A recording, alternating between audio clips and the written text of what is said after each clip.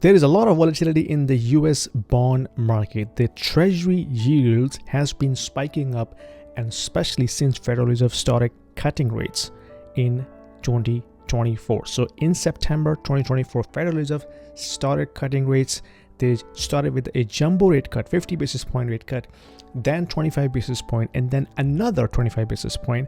Altogether, Federal Reserve has cut by 100 basis points, but the yields on the US bonds has gone up, not down. So if you look at 10-year treasury yield, it was trading around 3.7, 3.6% in September 2024. Since then, it has gone up to 4.6 right now. So almost 100 basis points up since Federal Reserve started cutting rates. So, and it's not just 10-year treasury, it's also 2-year treasury and also 30-year treasury as well. Okay, so pretty much all the yields on the bonds has gone up and has been spiking up. So what does it mean? It means two things. And this is just my analysis. You could disagree, agree, put your comments down below. I'm questioning Federal Reserve's ability to control the interest rate. Okay, they claim that they have control over interest rate, at least in the short-term interest rate. But why, when they started cutting rates, the yields on the bond market has gone up? This is something I'm not able to understand. And when I was reading about it, it happened previously as well, but not quite often. Okay, most of the time when Federal Reserve started cutting rates, the yields typically follow. This time, the yields are not following Federal Reserve's move. So something is different this time.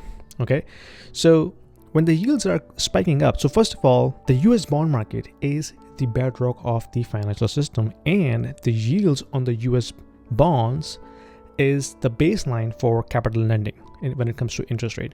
So when the yields are spiking up, okay, so if the yields are, let's say, 4.6% on 10-year treasury yield, that means nobody is willing to lend money in the real economy below this interest rate, because US government is risk-free borrower, right? So if somebody wants to lend money risk-free, they will buy US debt, hands down, okay, because this is also used as a collateral. When it comes to investing, staying informed is everything. That's why I've been diving into Momo. It's got some tools that are pretty useful for navigating today's market. For example, Momo gives you free access to real-time level 2 market data, advanced charting tools, and professional-grade research. The kind of stuff that you usually pay extra for on other platforms, like Questrade. And let's not forget the low FX fees. If you are trading in the US stocks, like myself, I don't trade TSX. Those savings can really add up over time. Pair that with the insight that you're getting, it's a game changer for making informed decisions. Plus, while you're waiting for the right market moves, your idle cash earns a solid 6% annual return through their Cash Plus feature. That's a nice bonus. So whether you're trading actively or just keeping an eye on the market trends, Momo is definitely worth a closer look. So you can start investing today by clicking on my referral link, which will give you $50 free credit to start with. Thank you, Momo, for sponsoring this video. Nothing from this content should be deemed as a financial advice. Please consider all the risks associated with the investing. Terms and conditions apply.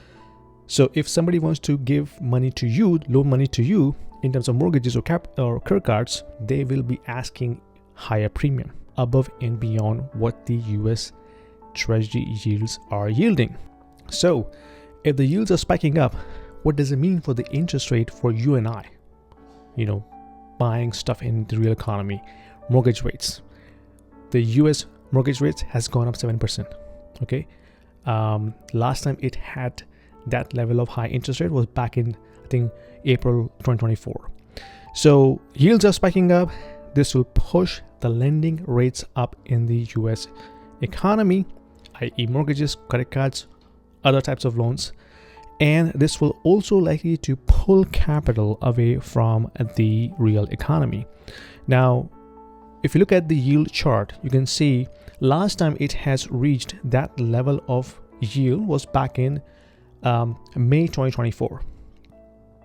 In May 2024, if you look at S&P 500 as a proxy of stock market, it did a drawdown, okay, around 6 to 7% drawdown. And if you go back to the previous peak, which was around 4.9% back in September 2023, if you look at S&P 500, it also took a drawdown, okay, from its previous peak to around 16%. I'm not saying this is going to happen again. What I'm trying to point out here is if the yields are spiking, this is typically not a normal sign. Okay. Now, there could be a lot of reasons behind it, right? Tariffs, uncertainty, election, Trump's inauguration, global trade disruption because of tariffs. There could be a lot of things that could be pushing yields higher. Okay. But what I'm trying to point out here is you as an investor or trader should be paying attention to it, because in the past, if the yields has spiked, this oftentimes result in a drawdown in the stock market. No guarantees, only probabilities. Okay, so it may not happen this time, who knows. But if you look at the previous history, oftentimes we have seen when the yield spiked up, it pulls the market down a little bit, not crashing. 10% is expected. If we look at the yields right now, they're approaching its previous resistance of 4.6%. If it breaks that, the next level of resistance is around 4.9.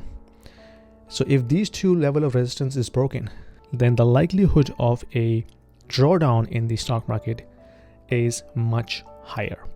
And not just the stock market, it could also potentially impact the crypto market as well. Anyway, you let me know what you think about that. How are you reading this movement in the bond market? And how are you going to prepare if there was a potential drawdown in the stock market and crypto market? Put your comments down below. Let me know what you think about that, and I'll see you in my next video. Financial education is very important for everybody, especially for the kids who are still at school, because when they grow up and go into the professional lives, if they don't know how to manage their finances, that is going to be a disaster to begin with. I have just published an ebook for the kids aging between 10 and 16 years to understand how they can manage their finances. So when they grow up, they know exactly how to manage their personal finances, because I have broken it down at a very, very basic level. What is money? How can we save? How can we invest? What is debt? How can we use debt? What is credit card? And how we can set ourselves for the financial future when we go into our professional life. So if you are a parent looking for a very simple to use ebook for your kids, click the link below to order the copy for your kids, and let me know what you think about that. Let's get back to the video.